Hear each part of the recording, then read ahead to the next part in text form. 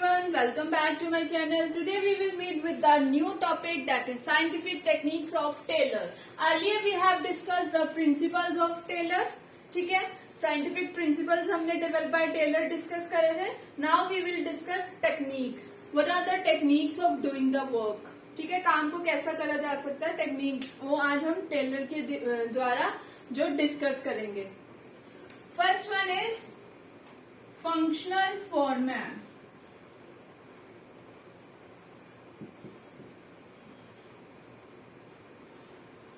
Functional foreman में what the Taylor has suggested, Taylor has suggested that we should divide the factory into two departments. जैसे हम division of, हमारा principle था division of work, हम काम को जैसे डिवाइड कर देते थे कि सो दैट एक ही वर्कर पे बर्डन ना पड़े, कि कुछ जो काम है उसको बांट देते थे कि तेरा ये काम है, तेरा ये काम है, तो एक वर्कर पे बर्डन नहीं आता था. तो फंक्शनल फोरमैन में टेलर ने सजेस्ट करा that we should divide the factory into two departments. ठीक है, फैक्ट्री के वर्क को हम टू डिपार्टमेंट्स में डिवाइड कर देना चाहिए. वन इज प्लानिंग डिपार्टमेंट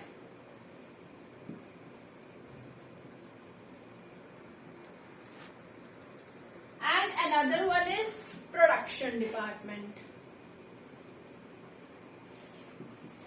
ठीक है,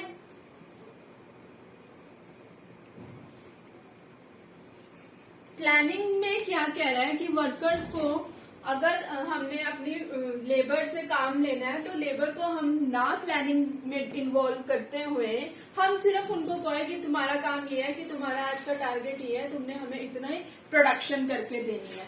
तो अब उसमें उनका बर्डन भी नहीं होगा कि हमने क्या प्लान करना, उनका सिर्फ बर्डन किसमें होगा, काम को करना. ठीक है, तो प्लानिंग जो है वो टॉप लेवल मैनेजर्स करेंगे. तो जो वर्कर्स हैं उनका काम क्या होगा, सिर्फ जो उनको टारगेट मिला उनके रिलेटेड काम करना. उनपे ज्यादा बर्डन नहीं हुआ. क्यों? क्योंकि उनको कुछ प्लानिंग का नहीं करना पड़ा, प्लानिंग बड़ों वालों ने कर ली, उनको काम दे दिया, तो जिससे वो लोग मैनेज कर सकते थे. इसको देख के टेलर ने कहा कि वी शुड मेक 8, उसने 8 फैक्टर्स बनाए. ठीक है, जिनको देखते हुए उसने सोचा कि जो 8 फैक्टर्स है, 8 जो हर डिपार्टमेंट को सुपरवाइज करेंगे, कि हर डिपार्टमेंट कह लो हर चीज को, कि जैसे हमारे काम कर रहे हैं, हमारी स्पीड को चेक करना. ठीक है, हम कैसे काम कर रहे हैं, गैंग, हमारे मटेरियल्स जो हमें वर्क करते वक्त हमें जिस मशीन्स की जरूरत है वो सारी चीजें. तो उन सब चीजों को देखते नजर उसने, टेलर ने क्या करा, 8 फैक्टर्स जो है डिराइव करे कि जो हमें सुपरवाइज कर सके अच्छे से, गाइड कर सके अच्छे से. ठीक है, तो वो क्या है फैक्टर्स, वो हम अब डिस्कस करेंगे. उसने कहा, अब टेलर ने, कि हम अब क्या करते हैं कि 8 फंक्शनल एक्सपर्ट्स डेवलप कर देते हैं. 8 फंक्शनल एक्सपर्ट्स. ठीक है, 8 फंक्शनल एक्सपर्ट्स बनाए उसने. जो उसने क्या करा, 4 उसने प्लानिंग इंचार्ज में कर दिया और 4 उसने प्रोडक्शन इंचार्ज में कर दिया, कि जो हर एक्टिविटी को जो वर्कर्स कर रहा है उस एक्टिविटीज को वो क्या कर सके, सुपरवाइज कर सके. तो प्लानिंग इंचार्ज में सबसे पहले कौन सा आता है, first one is route clerk. Route मतलब रास्ता दिखाना. ठीक है, रास्ता दिखाना कि कैसे कैसे स्टेप्स करना है, किस तरह से स्टार्ट करना है, कैसे एंड करना है. ठीक है, तो रूट क्लर्क का जो काम होता था वो step, sequence of step, that manager is responsible for the sequence of steps to work in the organisation, कि किस काम को कैसे कैसे करना. तो वो क्या करता था, root clerk manager. Second one is instruction card clerk. Instruction clerk card क्या है, who is responsible for giving the instructions to carry out the business activities. ठीक है, वो क्या करता था, हमें इंस्ट्रक्शंस देता था, वर्कर्स को इंस्ट्रक्शंस देता है कि काम कैसे करना है. पहला हमें क्या करता था, स्टेप्स दिखाता था कि जैसे अब कोई भी सपोज रेसिपी है कोई भी, तो उसमें हमें स्टेप्स होते हैं कि हमने अगर मैगी बनानी है तो पहले हमने अनियन, पहले रिफाइंड लेना है, घी डालना है, then after we will add onion, what vegetables, जो भी हमने ऐड ऑन करना है, एक स्टेप वाइज करना काम को, वो होता है रूट क्लर्क। इंस्ट्रक्शंस में हमें उनको गाइडलाइंस देनी कि ऐसे ऐसे आपने अपना स्मूथली काम करना है। नेक्स्ट है time and cost clerk. Time and cost clerk में क्या करते हैं कि टाइम सेट करके देना कि ये तुम्हारा टाइम है और इस टाइम में तुमने अपना टारगेट कंप्लीट करना है। अगर टाइम ही ना सेट करके दे मैनेजर्स तो फिर वो तो अपने टाइम पे अपने टारगेट्स जो कंप्लीट नहीं कर पाएंगे। तो जो वर्कर्स है वो टाइम पे देखेंगे, फोकस करेंगे कि ये वर्कर्स एक टास्क को कंप्लीट करने के लिए कितना टाइम लेता है, ठीक है। फिर वो उसी के अकॉर्डिंग क्या करेंगे, अपना एक टारगेट टाइम सेट करेंगे। और they also prepare the cost sheet. Cost sheet जितना खर्चा हो रहा है उस काम को करने के लिए वो एक कॉस्ट शीट भी तैयार करके रखते हैं। Next one is discipline. Discipline is the one of the most important. हर जगह चले जाओ, तुम स्कूल में चले जाओ, हॉस्पिटल में चले जाओ, डिसिप्लिन इज मस्ट, ठीक है। डिसिप्लिन वहां पे क्या है, जरूरी हमें चाहिए। तो इस केस में डिसिप्लिन क्या कह रहे हैं कि टेलर ने कहा कि देख जो सुपरवाइजर्स हैं वो सुपरवाइज करेंगे कि जो हमारे वर्कर्स हैं वो सेफ्टी से काम कर भी रहे हैं, वो हमारी मशीन्स को सेफ्टी से चला भी रहे हैं, ठीक है, हेलमेट डाल के या वो सेफ्टी गार्ड्स जो होते हैं, ठीक है। तो वट एवर सेफ्टी जो थिंग्स होती है दैट दे आर यूजिंग और नोट, ये सब चीजें प्लानिंग इंचार्ज में आती है, ठीक है। Next one is production incharge. अब प्रोडक्शन इंचार्ज में क्या है, first one is gang boss. What the gang boss means कि मटेरियल्स को, रिसोर्सेज को अरेंज करना एक प्रॉपर राइट प्लेस पे, ठीक है। जैसे कि अगर वर्कर्स को किसी भी तरह से डिफिकल्टी ना आ सके, जैसे काम करते करते वक्त उनको एक टूल्स की या किसी इक्विपमेंट्स की, किसी की भी चीज की जरूरत पड़ी है, तो उसकी मैनेजर की ड्यूटी होनी चाहिए कि एक जो प्रॉपर प्लेस पे है so that they can take the thing and do their work, उनको कोई टाइम की वेस्टेज भी ना हो उनमें, ठीक है। तो वो अपनी चीज वहां से उठाए और अपना काम कर सके। Second one is speed boss. Speed boss is the main thing कि काम की स्पीड क्या है, किस स्पीड में कर रहे हैं वो काम, ठीक है। अगर वो स्लो कर रहे हैं तो उनको और गाइड करेगा सुपरवाइजर्स जो हैं, ठीक है, कि तुम्हें अपना काम थोड़ा स्पीडली करना चाहिए। तो स्पीड बॉस में क्या है, जो वर्कर्स की स्पीड को चेक करेगा कि किस स्पीड में ये लोग वर्कर्स हैं जो काम कर रहे हैं। Repair boss. Repair boss is responsible for checking the working conditions, ठीक है, कि कोई मशीन तो नहीं खराब हो गई है, कि काम करते करते अगर किसी मशीन कोई खराब हो गई है तो उनकी एक ड्यूटी है उसकी रिपेयर करना, ठीक है, और उनको प्रॉपर वर्किंग कंडीशंस में काम प्रोवाइड करना, ठीक है। ये नहीं है कि उनको खराब जो है मशीनें देनी तो फिर उसमें प्रोडक्शन भी जो हमारी क्या होगी, स्लो हो जाएगी। तो रिपेयर पोस्ट क्या करेगा, थोड़े थोड़े टाइम बाद चेक करता रहेगा हर मशीन की, हर टूल्स की, हर इक्विपमेंट्स को कि that they are in a good working conditions और नॉट, ठीक है। Last one is inspector. Inspectors क्या करेंगे, इंस्पेक्शन करेंगे अबाउट द क्वालिटी कंट्रोल, कि that whether they are producing good quality, अगर गुड्स जो है वो गुड क्वालिटी के नहीं प्रोड्यूस करेंगे, ठीक है, तो सारी प्रोडक्शन क्या हो जाएगी, जीरो हो जाएगी, कोई लेगा ही नहीं। तो अगर वो गुड्स जो है वो गुड क्वालिटी के प्रोवाइड करेंगे तो सारे कस्टमर्स क्या दे विल डेफिनेटली बाय। तो इंस्पेक्टर क्या चेक करेगा, क्वालिटी कंट्रोल चेक करेगा कि जो क्वालिटी है वो बढ़िया बेच रहे हैं या नहीं बेच रहे हैं। तो ये था हमारा फंक्शनल फॉर्मेट जो 8 फंक्शनल एक्सपर्ट्स है which is developed by the Taylor. Second one is, हम जो सेकेंड डिस्कस करेंगे, सेकेंड जो हमने करना है that is standardisation and simplification of work.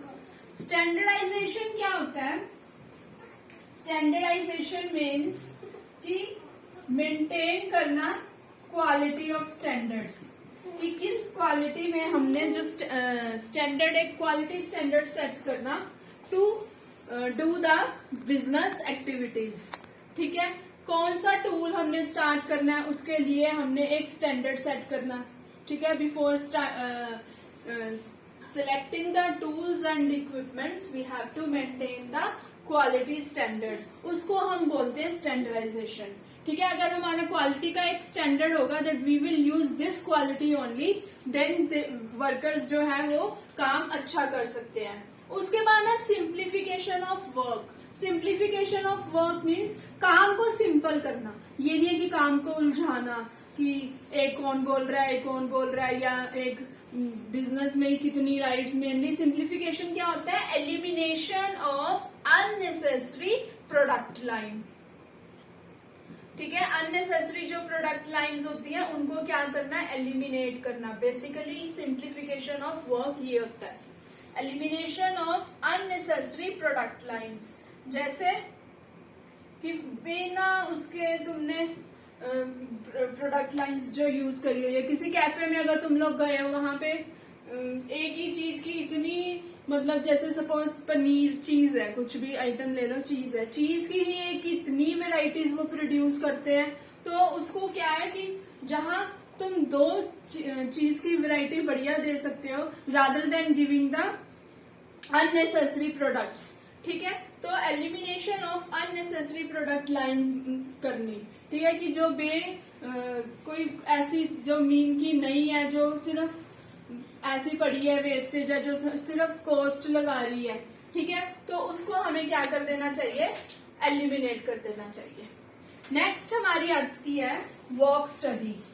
Third जो है हमारी वर्क स्टडी, इसके अंदर क्या आती है? Fatigue study. That is fatigue study.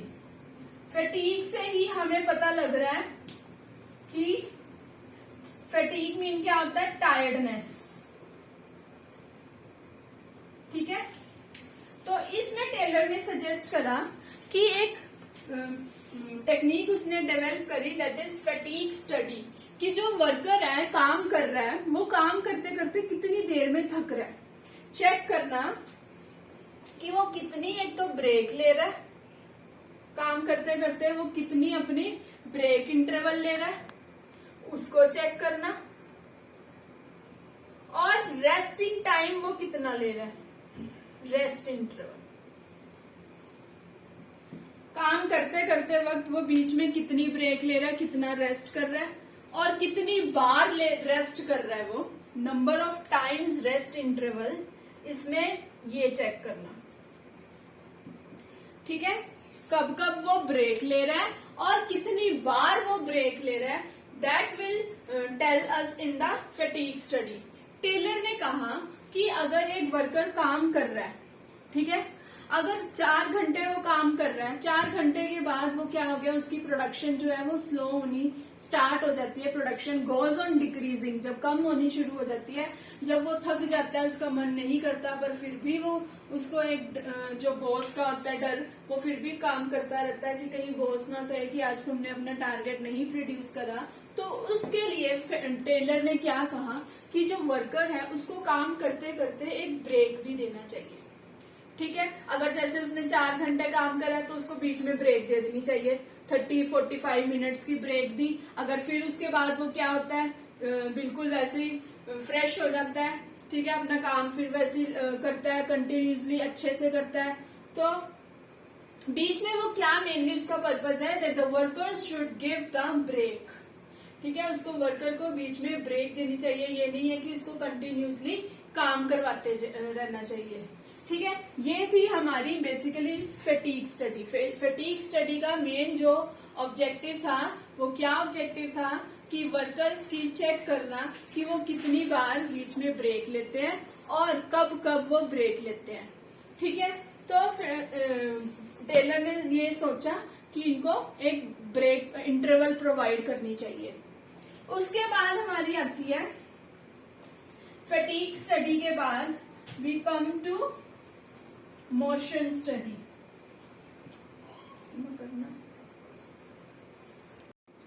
Motion study क्या कहती है कि Taylor suggested that to observe an average worker when he is performing the job and note down all the movements he is doing. Motion से ही पता लग रहा है that this is related to the movement of a workers. ठीक है, एक इसमें क्या है कि वर्कर्स की मूवमेंट को चेक करना, ठीक है, उसकी टाइम कि वो कितने टाइम अपनी मूवमेंट्स ले रहा है।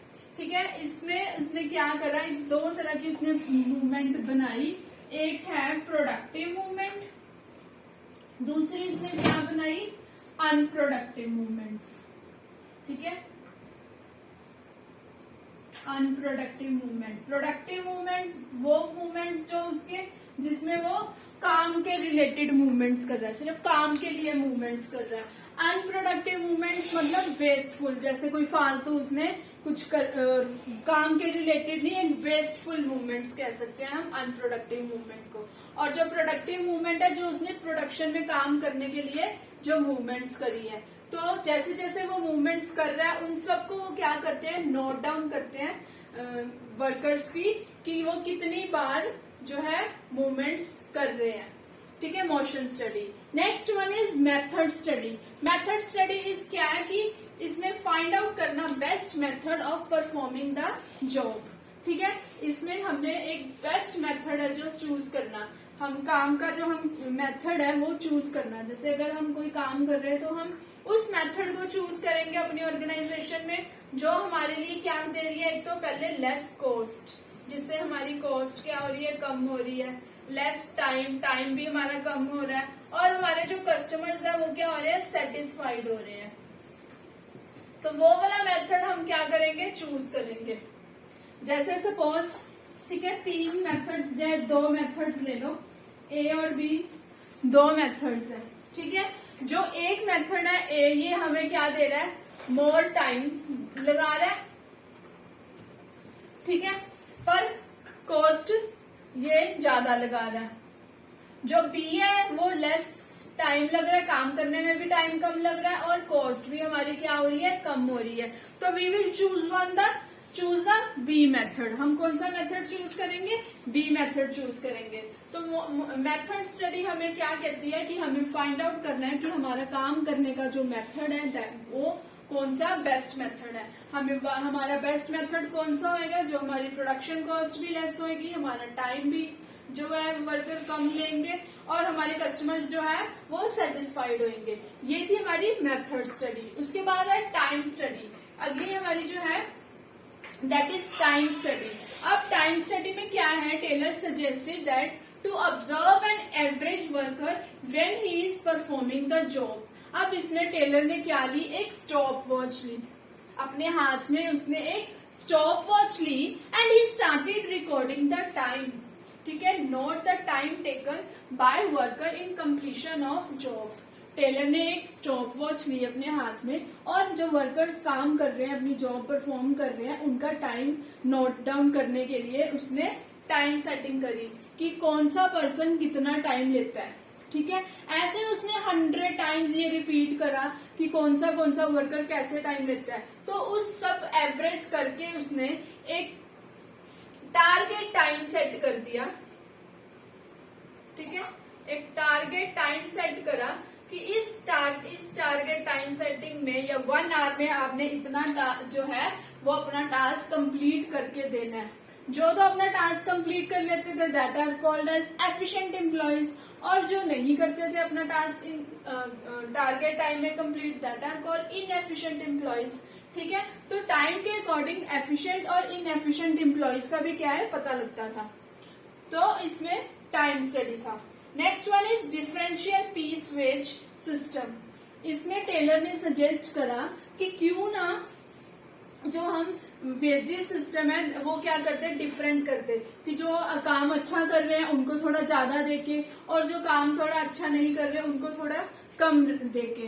ठीक है, differential piece wage system paying different rate of wages for efficient and inefficient employees. ठीक है, जो काम अच्छा कर रहे हैं एफिशिएंट उनको ज्यादा काम पैसा देके, वेजेस देके, और जो थोड़ा कम कर रहे हैं मतलब अकॉर्डिंगली क्या एफिशिएंसी और इनएफिशिएंसी के अकॉर्डिंग जो है वेजेस रेट सेट करने। ठीक है, अगर तो वर्कर्स दिए गए टारगेट के अकॉर्डिंग नहीं काम कर रहे, ठीक है, तो उनको क्या है, उनको थोड़े कम वेजेस पे करना। और जो दिए गए टाइम सेटिंग के अकॉर्डिंग अपना काम जल्दी कर लेते हैं, ठीक है, एफिशिएंटली काम करते हैं, तो उनको जो है डिफरेंट वेजेस, उनको अच्छे ज्यादा वेजेस पे करने। तो ये था हमारा डिफरेंशियल पीस वेज सिस्टम। तो ये था आज का हमारा टॉपिक। ये आप स्क्रीनशॉट ले सकते हो, टेक अ स्क्रीनशॉट। मिलते हैं अब हम आपके साथ एक नेक्स्ट और वीडियो के साथ। तब तक के लिए मैं आपको यही कहूंगी कि don't forget to subscribe my channel, please like my videos and share my videos. Thank you and have a nice day.